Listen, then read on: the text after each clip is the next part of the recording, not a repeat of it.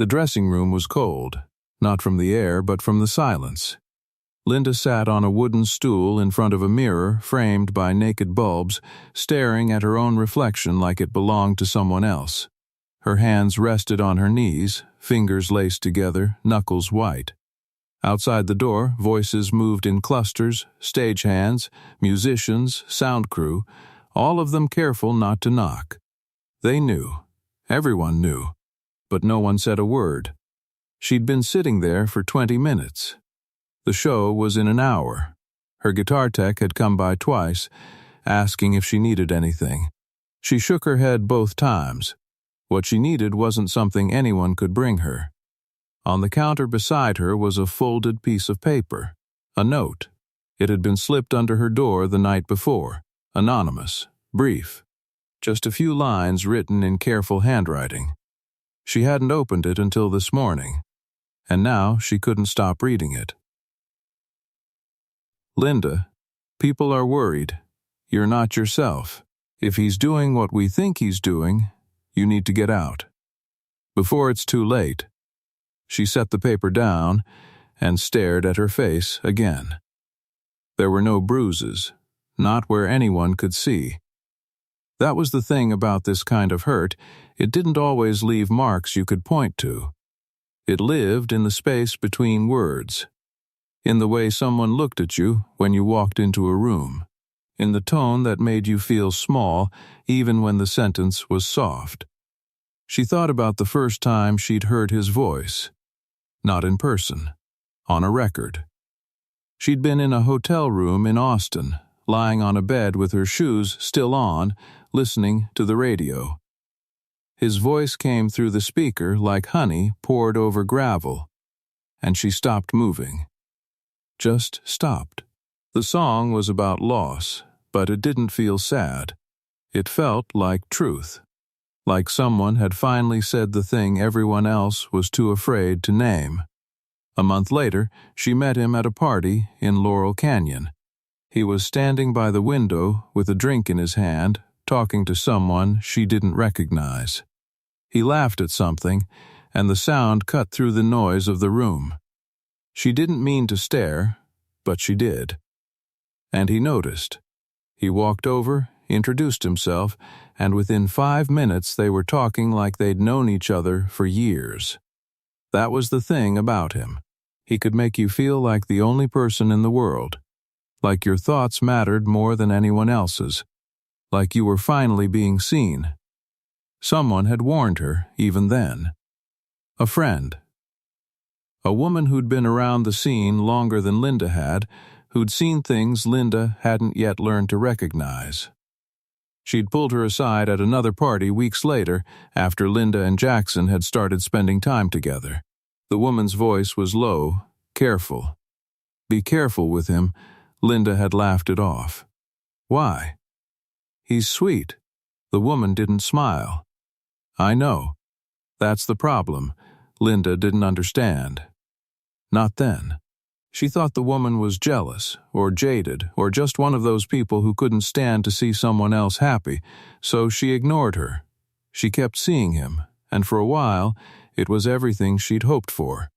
He wrote songs about her. Or at least, she thought he did. He never said it outright, but the details were there. Lines about brown eyes and a voice that could break your heart, about a woman who made him feel like he could finally stop running. She listened to those songs late at night, alone in her apartment, and felt something she hadn't felt in a long time. Like she mattered. Like she was enough. The early days felt like a dream. They'd drive up the coast with the windows down, her hair whipping in the wind, his hand resting on her knee. They'd sit in diners at 2 a.m, drinking bad coffee and talking about music, about life, about everything and nothing. He'd play her songs he was working on, asking for her opinion, watching her face as she listened. She felt like a partner, like an equal, like someone whose voice mattered. Her career was taking off. Album after album, her voice was everywhere. Radio stations couldn't get enough. Concert halls sold out in hours. Critics called her one of the most important voices of her generation. She was flying high, and having him beside her made it feel even more real. He understood the pressure. He understood the exhaustion. He understood what it meant to give everything to a song and wonder if it was enough. They were photographed together. At parties, at award shows, backstage at each other's concerts. People called them the perfect couple. Two artists, two souls, two voices that seemed made for each other. Magazines ran stories. Radio hosts made jokes. Fans shipped them before that word even existed. But slowly, things began to shift. It started with small things, a comment here and there. Nothing cruel, nothing obvious, just little corrections. The way she laughed at a joke, the way she told a story at dinner, the way she dressed for a show. He never said she was wrong, he just suggested. Gently, softly. And because it came wrapped in affection, she didn't notice the weight of it at first. You know, you might want to tell that story a different way. It didn't land the way you thought it did. That dress is nice, but don't you think the other one makes you look more you? You're really talented, Linda, but you're not a songwriter. You should leave that to the people who know what they're doing. She started second-guessing herself. Not all at once, but gradually. She'd be in the middle of a sentence and stop, wondering if what she was saying sounded stupid. She'd pick out an outfit and change 3 times before leaving the house. She'd write something, just a verse, just a melody, and then crumple it up before anyone could hear it. Her friends started to notice, her bandmates too. But they didn't know what to say. How do you tell someone that the person they're in love with is slowly erasing them? How do you explain that the harm isn't in the words themselves, but in the way those words reshape the air around you until you can't breathe without permission? One night, after a show in San Francisco, she came off stage and found him waiting in the hallway. She'd sung her heart out that night. The crowd had been on fire. She felt alive in a way she hadn't felt in weeks. She was smiling as she walked toward him, expecting him to smile back. He didn't. "You were flat on the bridge," he said. Not angry, just matter of fact, like he was pointing out a stain on a shirt. Her smile disappeared. "What?" "The bridge. In long time. You were flat. Just a little. But people notice." She stood there, the applause still ringing in her ears, and felt something inside her crack. Not break. Not yet. But crack. She didn't argue, she just nodded. Okay. That night, she cried in the shower until the water ran cold. The pattern became clearer over time. He'd build her up in private, then tear her down in public. Or he'd praise her to others, then question everything she did when they were alone. It was confusing. Disorienting. She started to feel like she was living in 2 different relationships at once. There was the version he showed the world, supportive, loving, proud. And there was the version she lived with behind closed doors, critical, controlling, cold. She stopped trusting her own judgment. If he said something didn't sound right, she believed him. If he said she was being too sensitive, she tried to toughen up. If he said she was overthinking, she tried to quiet her mind. She bent herself into shapes she didn't recognize, all in the name of keeping the peace. Her mother called one afternoon. Linda was in the kitchen, staring at a cup of tea she'd made an hour ago and forgotten to drink. Her mother's voice was bright, warm, asking how she was doing. Linda said she was fine. Her mother paused, then asked again. Linda said she was fine again, but this time her voice cracked. Just a little. Just enough. Her mother didn't push. She just said, "You know where home is." Linda hung up the phone and stood there for a long time, feeling the weight of those words settle into her chest. The note on her dressing room counter wasn't the first one she'd gotten. There had been others, calls from friends, quiet conversations that always ended the same way, "If you need anything, I'm here." But no one pushed. No one demanded. They all knew that pushing didn't work. That the only person who could decide to leave was her. And she wasn't ready. Not yet. Because leaving meant admitting that the woman who'd warned her had been right. That all the red flags she'd ignored were real. That the man she'd fallen in love with wasn't the man she thought he was. It wasn't that he hit her. He didn't. But there were moments when she thought he might. When his voice got tight. When his jaw clenched. When he stood too close, leaning into her space, and she felt herself shrink. Once, during an argument in his kitchen, he'd thrown a glass against the wall. Not at her. Near her. It shattered into 1,000 pieces, and for a moment the room was so quiet she could hear her own heartbeat. He didn't apologize. He just walked out. And she stayed there, staring at the broken glass, wondering if she should clean it up or leave it as evidence. She cleaned it up. Another night, he grabbed her wrist. Not hard, but firm, just to stop her from leaving the room. She pulled away, and he let go immediately, but the feeling of his fingers stayed with her for hours. She kept rubbing the spot where he'd touched her, even though there was no mark. She started canceling plans, turning down invitations, pulling away from the people who cared about her. Not because he told her to. He never said the words. But he didn't have to. She could feel his displeasure in the silences, in the way he'd ask, "Who's going to be there?" Or "How long are you staying?" Or "Do you really need to go?" She learned to read the temperature of his moods, and she adjusted her life accordingly. People around her started whispering. Not to her face, but behind her back. She could feel it, the way conversations stopped when she walked into a room. The way people looked at her with something that wasn't quite pity, but wasn't quite anything else either. She lost weight. Not because she was trying to. She just forgot to eat. Or didn't have an appetite. Or felt too anxious to keep anything down. Her clothes started hanging loose. Her face looked thinner in the mirror. People commented on it, but she brushed them off. Said she was just busy, just stressed, just working too much. And through it all, he kept being sweet. That was the hardest part. He'd apologize after an argument. Bring her flowers. Write her another song. Tell her he didn't know what he'd do without her. And every time she'd think, maybe it was just a bad day. Maybe I'm overreacting. Maybe I'm the problem. But deep down, she knew. She knew. There was a night, 3 weeks before the note, when she stood in his living room and looked at him.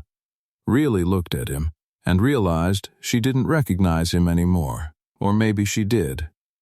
Maybe this was who he'd always been, and she'd just been too in love to see it. They'd been arguing about something small. She couldn't even remember what. But it had spiraled, the way arguments do when the real issue is buried too deep to name. He'd said something cutting. She'd tried to defend herself. He'd raised his voice. She'd gone quiet, and then he'd said the thing that made her blood run cold. "You need me, Linda. You know that, right?" She didn't answer. She just stood there, feeling the truth of what he was really saying. "You can't survive without me. You're nothing without me. I made you, and I can unmake you." She went home that night and couldn't sleep. She lay in bed, staring at the ceiling, replaying the last 6 months in her mind. Every correction, every criticism, every moment she'd felt herself getting smaller. She thought about the woman who'd warned her. She thought about her mother's voice on the phone. She thought about the person she used to be before all of this started. And she made a decision. Not to leave, not yet, but to pay attention, to stop ignoring the signs, to stop pretending everything was fine. The breaking point came on a Tuesday. She'd been at a recording session. Long day. Hours of takes, hours of listening back, hours of trying to get something right that kept slipping through her fingers. She was exhausted. She came home late, and he was there, waiting. He'd let himself in with the key she'd given him months ago. He looked upset. She asked what was wrong. He said he'd heard a rumor that she'd been flirting with someone at the session, a guitarist. It wasn't true, but he said he'd heard it from someone he trusted. She told him it wasn't true. He didn't believe her. The argument started slow. Then it escalated. Voices rising, words sharper. She tried to stay calm, but he kept pushing, kept accusing, kept twisting everything she said until she wasn't sure what the truth was anymore. And then he said something she'd never forget. "Without me, you're nothing." He said it quietly, almost gently, like he was telling her the time. She stared at him. And in that moment, something inside her finally broke clean through. She didn't yell, she didn't cry, she just said, "Get out." He didn't move. "Linda, get out." Her voice was steady, calm, but there was something in it that made him stop. He looked at her for a long moment, like he was trying to decide whether to fight or fold. Then he turned and walked to the door. He paused with his hand on the knob, like he was waiting for her to take it back. She didn't. He left. She locked the door behind him, walked to her bedroom, and sat on the edge of the bed. Her hands were shaking. Her chest was tight. But she didn't cry. Not yet. She just sat there, breathing, feeling the weight of what she'd just done settle over her like a heavy coat. The next morning, she woke up, and for the first time in months, she felt something close to relief. Not happiness, not peace, just the absence of dread. She didn't have to wonder what mood he'd be in, didn't have to brace herself for a comment that would cut her down, didn't have to perform a version of herself that wasn't real. She called her manager, told her she needed to cancel the next few shows, just a week, maybe 2. She needed time. Her manager didn't ask why, she just said, "Okay." Word got around fast. People asked questions. Linda didn't answer them, she just disappeared for a while, stayed with a friend up the coast, walked on the beach, sat in silence, let herself feel everything she'd been pushing down for months. She cried, a lot, not pretty crying, the kind that comes from somewhere deep and raw, the kind that leaves you exhausted and empty and strangely lighter afterward. She let herself be angry, let herself be sad, let herself mourn the person she thought he was and the relationship she thought they had.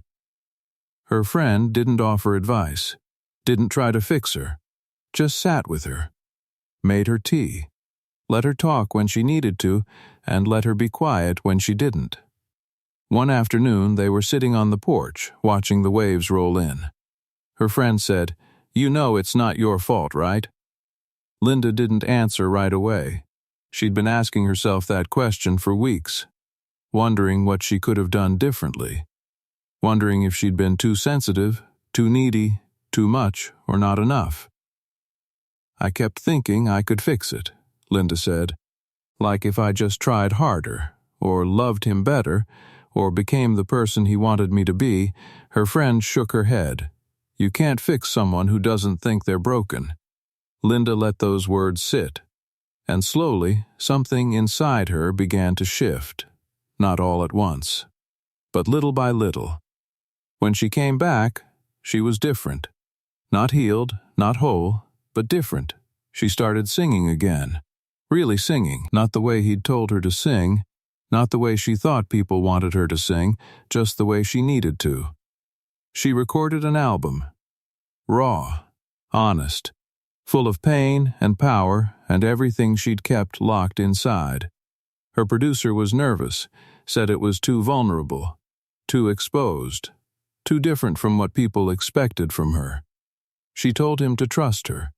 When the album came out, critics didn't know what to make of it at first. It wasn't polished. It wasn't safe. It was messy and real and stripped down to the bone. But listeners heard it. They felt it. Letters poured in from women who said the songs made them feel less alone, who said they'd been through the same thing, who said they finally had the courage to leave. She never talked about him publicly, never named him, never told the story in interviews. But the songs told it for her. Anyone who'd been there, anyone who'd loved someone who made them feel small, they knew. Years passed. She kept singing, kept recording, kept performing. She became even more successful than she'd been before. But success felt different now. It wasn't about proving anything to anyone, it was about honoring the voice she'd almost lost. She dated other people. Some relationships lasted, some didn't. But she never let anyone make her feel small again. She'd learned to recognize the signs, the subtle criticisms, the control disguised as care, the love that came with conditions. And when she saw those signs, she walked away. Not with anger, not with drama, just with quiet certainty. Years later, she was at a benefit concert. She was backstage, talking to a young singer who'd just finished her set. The girl was maybe 22, bright-eyed, full of hope. She reminded Linda of herself at that age, full of dreams and determination and a belief that talent and hard work were all you needed. The girl asked Linda for advice. About the industry. About navigating fame. About staying true to yourself when everyone has an opinion about who you should be. Linda looked at her for a long moment. She thought about all the things she could say, all the lessons she'd learned the hard way, all the wisdom that had come from pain. But in the end, she kept it simple. If someone makes you feel like you're too much or not enough, don't wait around to find out which one they think you are. Just go. The girl nodded, but Linda could tell she didn't really understand. Not yet. She had that look in her eyes, the look of someone who still believed love could fix anything, who still thought that if you just loved someone hard enough, they'd change. Linda knew that look. She'd worn it herself once. She smiled, sad, knowing. "You will," she said softly. The girl tilted her head, confused. "Understand," Linda added. "One day you will." She squeezed the girl's hand, then walked back toward the stage, where the lights were waiting and the crowd was ready, and her voice, her real voice, the one no one could take from her, was about to fill the room. As she stood in the wings, waiting for her cue, she thought about that night in the dressing room. The note. The mirror. The woman she'd been, and the woman she'd become. She thought about the warning she'd ignored and the price she'd paid for ignoring it. She thought about the months of slowly disappearing, of losing herself piece by piece, of becoming a shadow in her own life. But she also thought about the moment she'd found her voice again, the moment she'd said get out and meant it, the moment she'd chosen herself. The stage manager gave her the signal. The crowd erupted as her name was announced. She stepped into the light, guitar in hand, and as the first notes rang out, she felt something she hadn't felt in a long time. Freedom. Not because she'd escaped something, but because she'd survived it. And in surviving, she'd become someone stronger. Someone wiser. Someone who knew her own worth and wouldn't settle for anything less. She sang.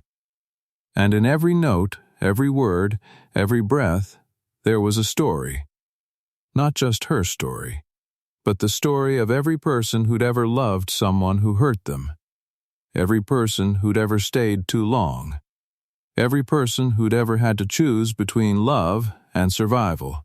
And when the song ended and the crowd stood and the applause washed over her like a wave, she closed her eyes and let herself feel it. Not the applause, but the knowing. That she'd been warned. That the warning had come true. That it had been as bad as everyone feared. But that she'd made it through. And that was enough.